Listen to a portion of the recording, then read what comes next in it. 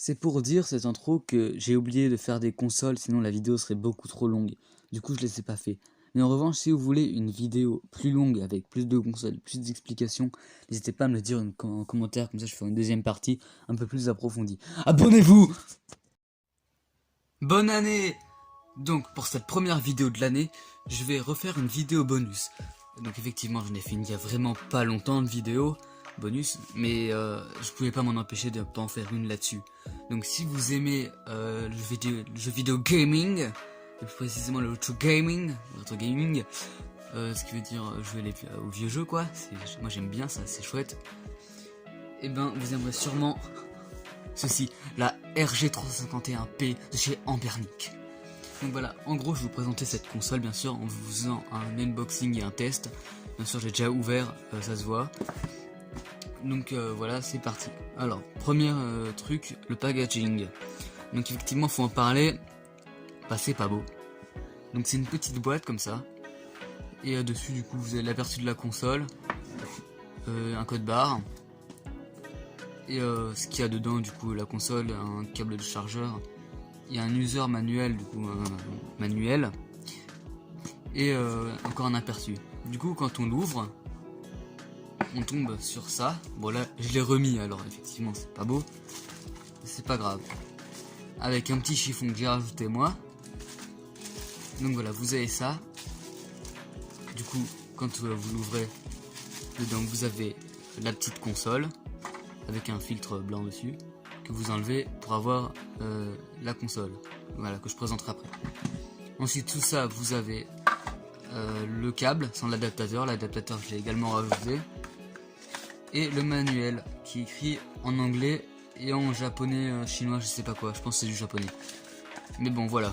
Du coup, ça, je m'en sers pas. Parce que je suis un pro, je sais déjà m'en servir, bien sûr. Donc voilà. Alors, pour la console. La voilà. Je vais zoomer un petit peu. Voilà. Donc, la voilà. Donc, elle est assez petite comme console. Je vais vous montrer par rapport à une autre console. La Game & Watch. Comme ça, j'en profite pour aller vous dire de regarder ma vidéo sur la Game & Watch. Donc voilà. La Game & Watch est plus petite, là elle fait une taille à peu près plus maniable quoi. La Game & Watch était vraiment très petite, celle-là est quand même plus grande. Donc pour cette console vous avez une croix directionnelle, deux joysticks, des boutons et Select et Start ici. Vous avez L1, L2, R1, L2, un câble pour le casque, ça c'est pour la charger, un bouton pour la reset, des trucs pour le son ici, je sais pas si on voit bien, ouais. Ici c'est la carte SD. Là vous avez le bouton pour l'allumer sur le côté. Je sais pas si on voit bien, oui c'est bon. Là dans le dos vous avez des sortes de petits coussinets comme ça quand vous la tenez. Très agréable. Voilà pour... Ah si, sur l'autre côté vous avez la molette pour le son. Donc les boutons, ce que j'aime bien c'est qu'ils cliquent. J'adore ce bruit. Je réglé un peu ma lumière si vous permettez. Voilà. Donc voilà. Donc cette console émule 2500 jeux, donc c'est pas mal franchement. Il y avait un modèle comme ça qui lui ressemblait, qui faisait 10 000 jeux, c'est beaucoup quand même là.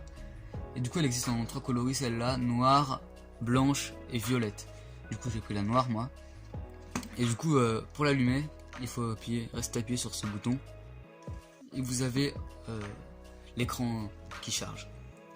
Voilà, elle vibre au début, donc il y a des vibrations, les vibrations sont très agréables. Voilà, elle fonctionne sous EmuElec. Et voilà, la particularité de cette console, c'est qu'elle émule la Nintendo DS. Voilà, c'est tout. Donc, comme console, du coup, on a la Nintendo DS, la Final Burn Neo, je sais pas si vous allez tout connaître bien sûr, la MAME, je sais pas comment on dit, la WonderSwan Color, la Capcom Play System, la Capcom 2 et la Capcom 3. Voilà. Ensuite, il y a le MSX, la PC Engine, la NES, la Game Boy, la Super Nintendo, la Nintendo 64, la Game Boy Color, la Game Boy Advance, la Sega Genesis, la Game Gear, la Mega Drive, la Dreamcast, et la Neo Geo, et la Neo Geo Pocket, et la PlayStation 1, et la PSP, et tous les jeux, et les favoris. Donc voilà, j'ai présenté un peu un jeu par console, on va dire, et je vais vous laisser un peu de gameplay pour que vous puissiez admirer un peu le son et tout ce qui va avec. Donc, on va tester par la NES avec Super Mario 1. On appuie sur Start et c'est bon. Oh la vache, c'est fort.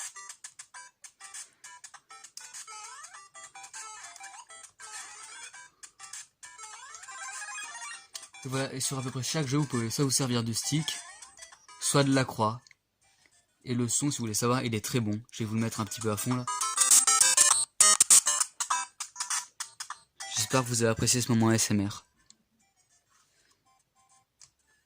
Bon voilà, donc on voit que elle est très bien émulée quand même.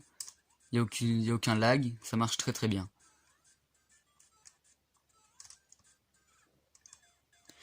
Voilà, donc pour revenir au menu, vous appuyez sur les deux joysticks.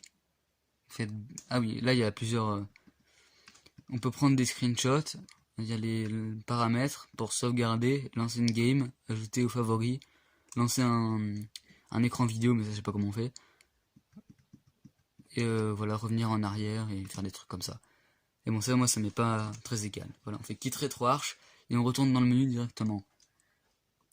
Donc voilà, la NES est très bien émulée. Ensuite, on passe à la Game Boy. Sur la Game Boy, on va tester Kirby Dream Land. Le rendu de la Game Boy sera en noir et blanc.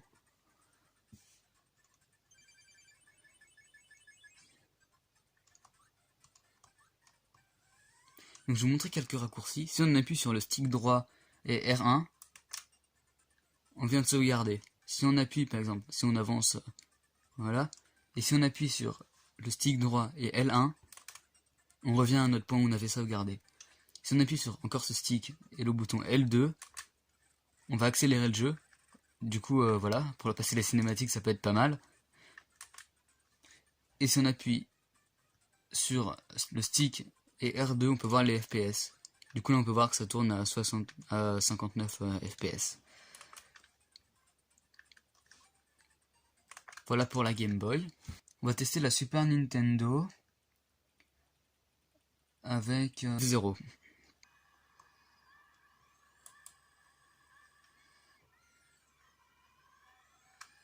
Donc là, on peut encore utiliser soit le stick, soit la croix.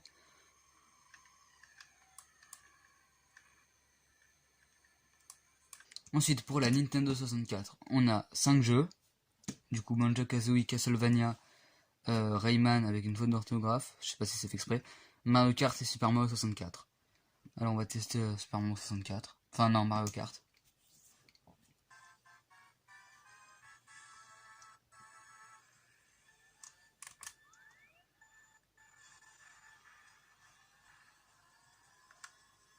Donc on peut voir quand même qu'il marche très bien le jeu, malgré une petite latence au début.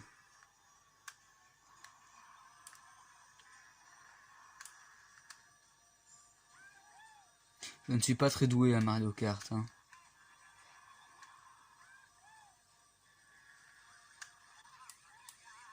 Bon, voilà, donc le jeu tourne à 60 FPS. Ensuite, on va tester la Game Boy Color avec Astérix et je sais pas quoi. Je sais pas, jamais testé. Hein. Il y a beaucoup de jeux dedans que je connais pas, ça me permet de les découvrir un petit peu.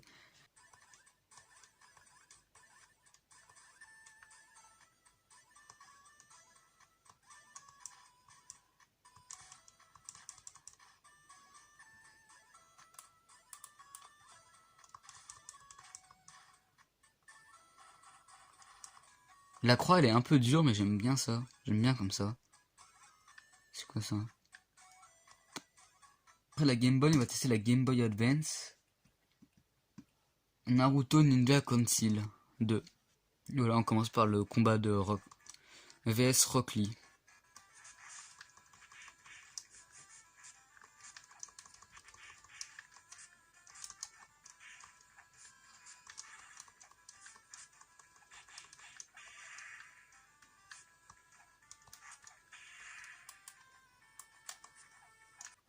Et si on veut jouer en mode hardcore, on peut même jouer en mode accéléré.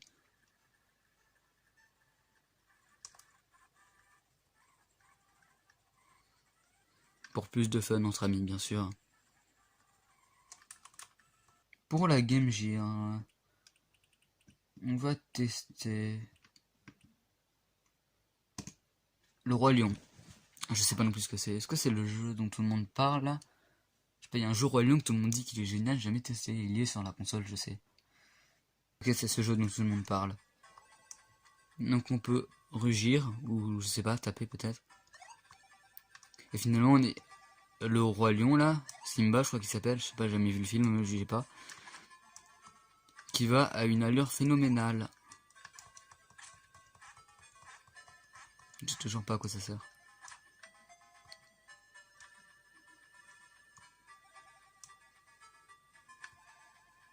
Sur Mega Drive, on va tester.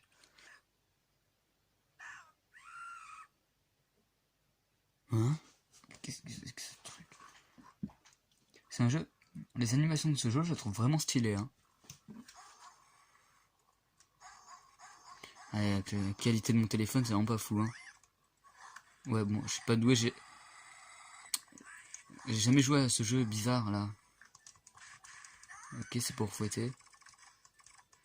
Ok, on a des munitions. Ok, j'ai fouetté un frigo. Ah non, faut passer par là. Je vous dis, moi je connais pas le jeu, hein, je sais pas. Je me fais agresser par des... Toutes les consoles qu'on a fait, elles sont quand même très bien émulées. Hein. Les jeux lag pas, enfin, il n'y a pas de problème. C'est sur la Dreamcast, par contre, qu'il y a des petits problèmes de lag. J'en ai noté quelques-uns sur Crazy Taxi, notamment. Bon, comment on joue? Ah oui, comme ça, je crois. Non. Ok. Donc voilà, on entend un peu les sons lagués.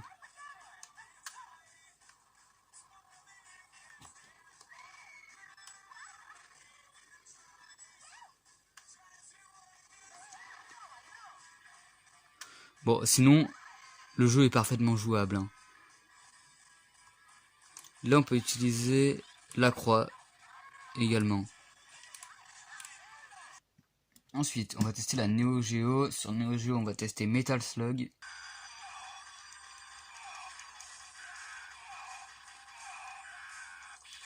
Donc on peut voir, on peut noter quelques ralentissements quand même.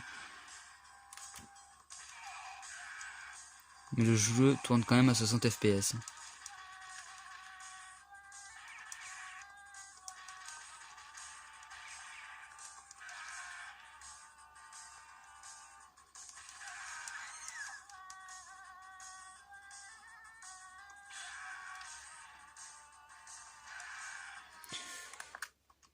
Voilà. Neo Geo Pocket. On va tester Sonic.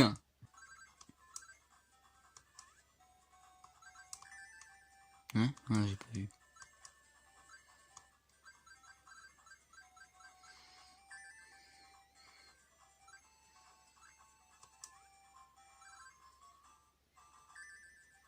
Il m'énerve les piranhas là.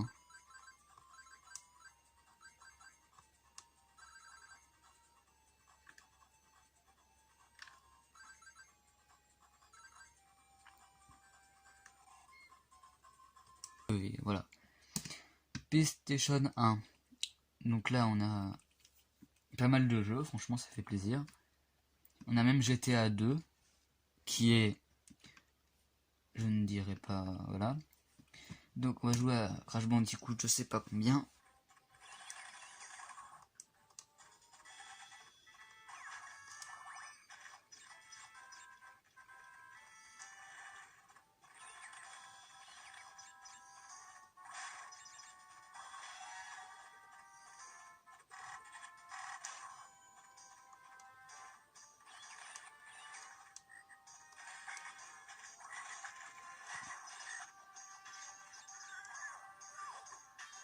Je suis mort, mais je l'ai juste touché.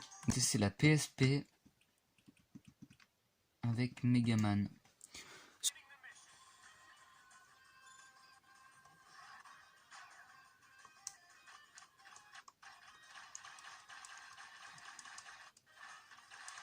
On peut voir que ça lag un petit peu quand il y a beaucoup d'ennemis ou quand on change de décor. c'est vraiment que sur ce jeu que j'ai découvert ce genre de problème. Parce que sur les autres jeux PSP, tout se passe très bien.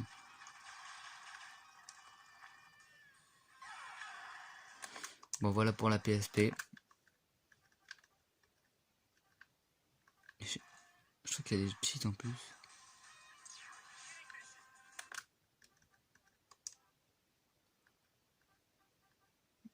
Je vais pas le tester, sinon je vais péter mon truc. Voilà, ça vous amènera dans ce avec tous les autres jeux, mais bon, vous faites exit et vous retournez au menu quoi. C'est pas la mort. Et maintenant, c'est le moment fatidique de tester la Nintendo DS en testant New Super Mario Bros DS. Écran du bas avec le stylet que vous émulez avec ça, avec le stick droit. Vous pouvez changer d'écran en appuyant sur L2. Attends, comment on fait déjà? Ah voilà. Donc là, on a les deux écrans.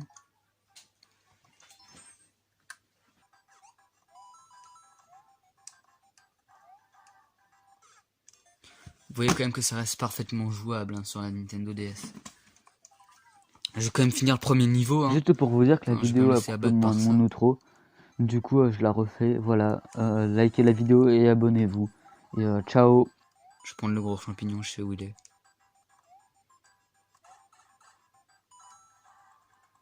Il est là. Ah non.